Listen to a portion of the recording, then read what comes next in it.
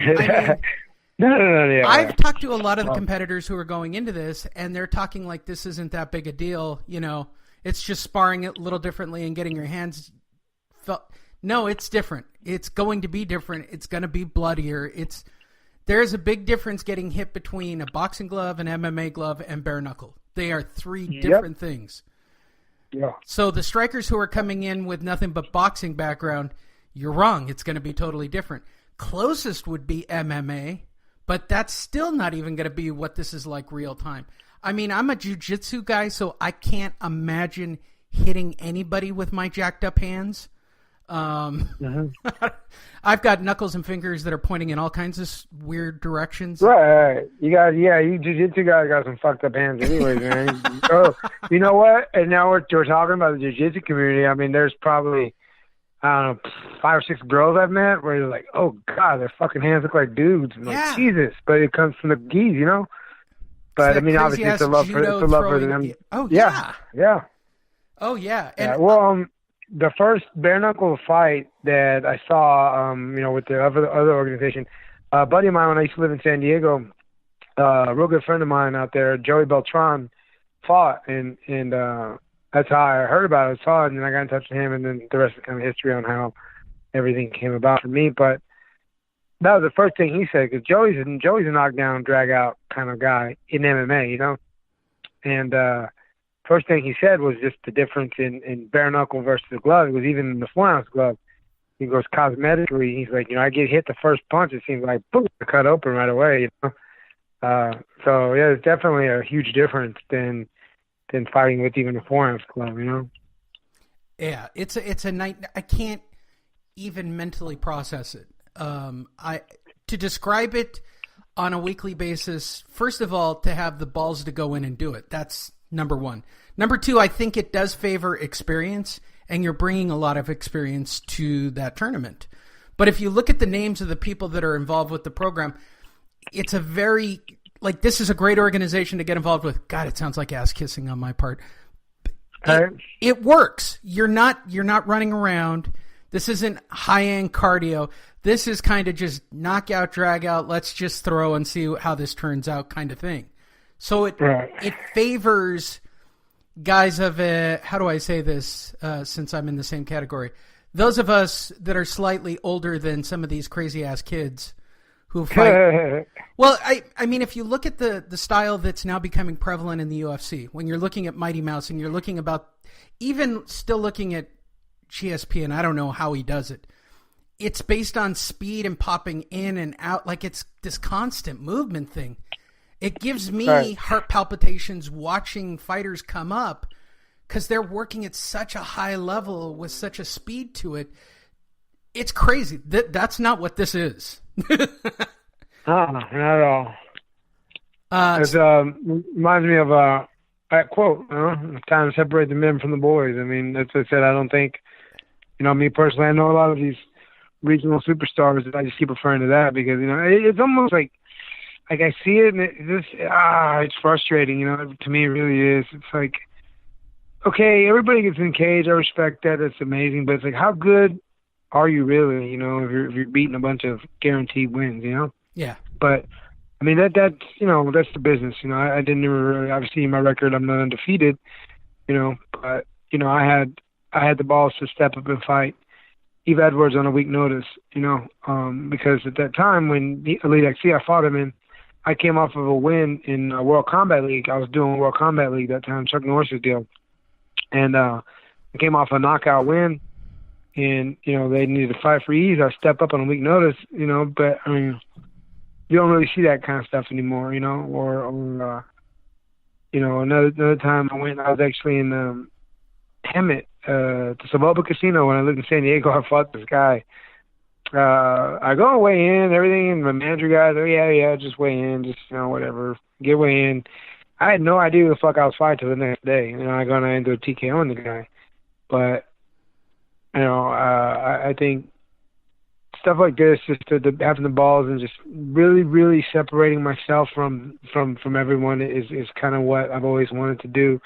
Anyways, especially being from Austin. Austin's not a fight town, it really isn't. I mean, even here you just said, the the party town, the music, and dude, that's what we're known for. We are known for that, and I love it. I think it's great. You know, we have $100,000 of revenue come through all the time, maybe probably millions. You know, from the music festivals, ACL, Formula One, South by Southwest, UT football. I mean, it's a great city. We're just not known for fighters, man. I mean, we don't have that deep pool like, you know, Houston or Dallas or, you know, even some of these shows in South Texas, they build up some pretty regional guys because they have that, you know, they have the depth. We don't have that here. And I just think I'd like to keep my name in the mix of things representing Austin. So, again, this is outside of the box, just stepping up something different, you know, and the fact that I'm representing Austin, to me, it means a lot, you know, because I think I was the second or first professional MMA fighter from here, and I'm still going at it. I mean, obviously a new sport, but, you know, I'm still there. I'm still making, you know, fighting relevant here, I guess, it seems like. It's tough. I mean, what is the scene like in Austin? I mean, what's the JIT like? What's the striking like? How does training work out for you there?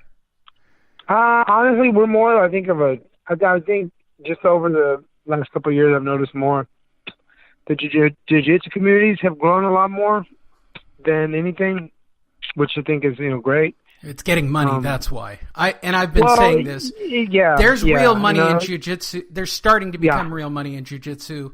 Well, I look at it, and I like when people are talking about it, you know, I tell them, like, and this is not a bad, you know, like, I'm dissing it. I'm just like, okay, it's something that everybody can do. You know, you go into a jiu-jitsu academy, you see different types of people, different walks of life, different body types, some athletes, some non-athletic.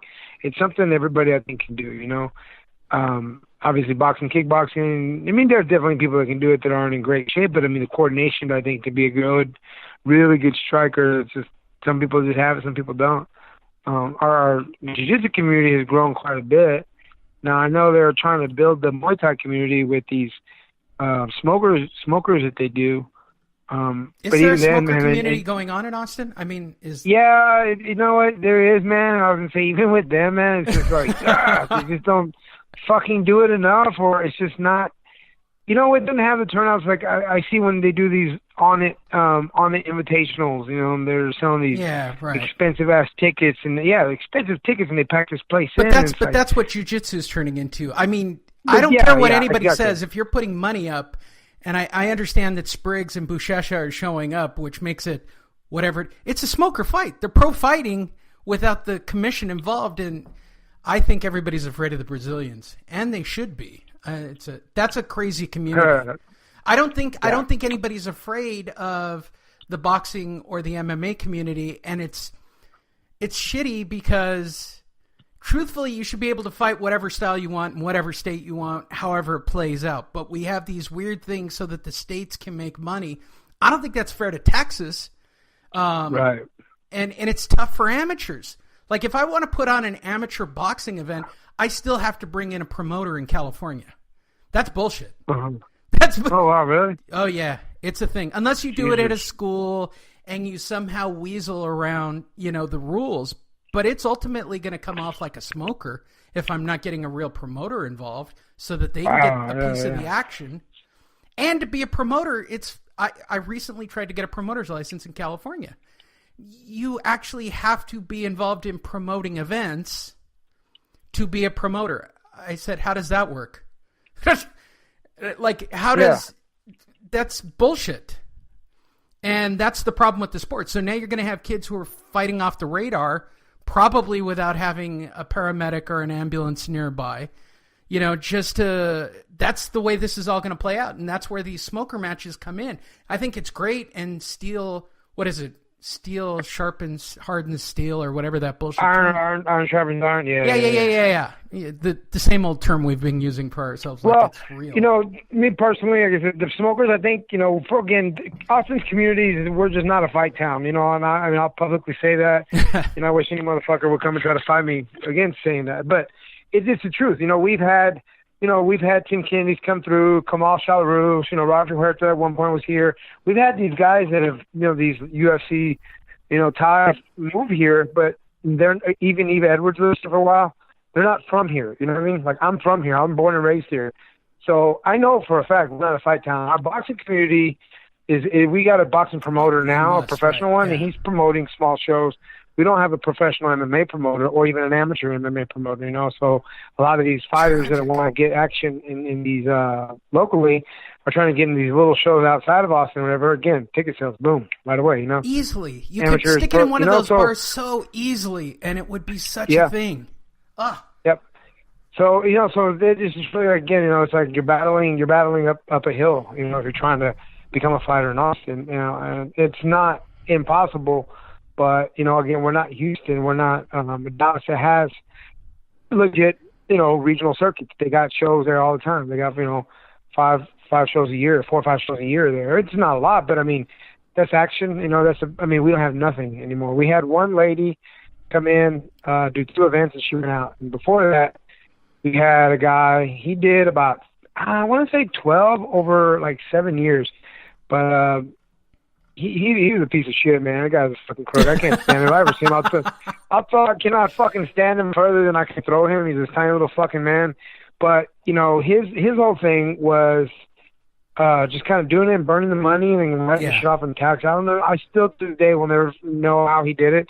He was very good about weaseling money out of people promoting fights. But even when he did it, it wasn't But that's part of the gig. Okay, let's be honest. That's part of the gig. Absolutely. Yeah, but I'm just saying, even with him and the way he did it, it wasn't. He wasn't in promoting fights locally to build something because he had a passion. No, he was doing it to bang ring card girls. Doing it for business. Right. No, I get why he was doing it.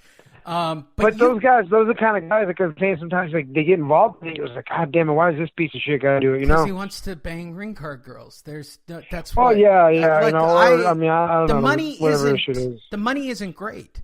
If you're doing it for the love of the sport, that's one thing. And I see a lot of guys doing that. And I would do it because of the love of the sport. And I personally think that jiu-jitsu is the next big steal of the century. Again, that's where I was saying, because it's a bigger community, and that there's going to be more schools. And I think, again, it's just something that people feel they know they're fulfilled and accomplished because they did a quote unquote professional jiu-jitsu fight, or what they call it, fight. Right. It's a fucking match, but. But even then, it's something.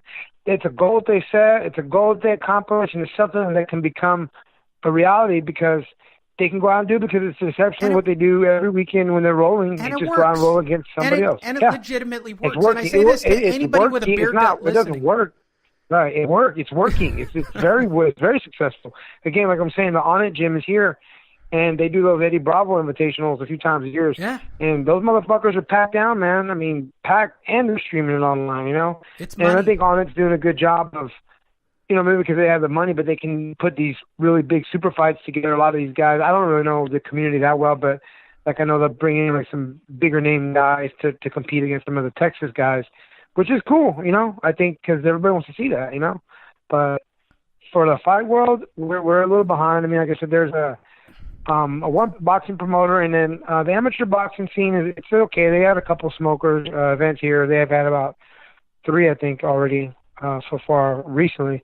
And I just say that because I keep up with the boxing community. I actually train a female boxer right now. She's undefeated, and she's fighting November 17th. So I just try to stay involved in my way in everything I can, with the fight world any way I can. Whether I was trying to referee or coach or whatever, but the bare-knuckle opportunity came up, and I was like, okay, this is something I can do. This is, obviously great money. It's in your wheelhouse, as they say.